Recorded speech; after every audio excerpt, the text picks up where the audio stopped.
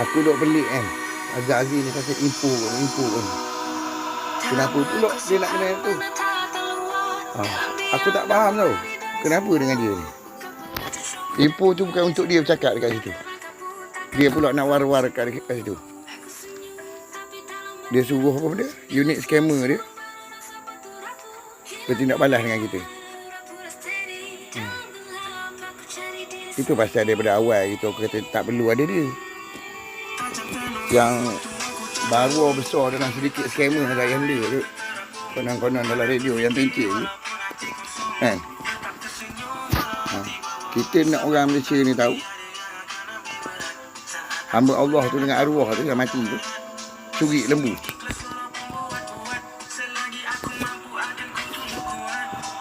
Yang dekat Kota Baru.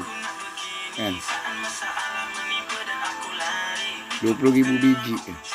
Apa tindakan Ketua Polis Kelantan Mak Usuk dan Ketua Polis Kelantan ketiga tu, Cik Razi, Tuan Razi.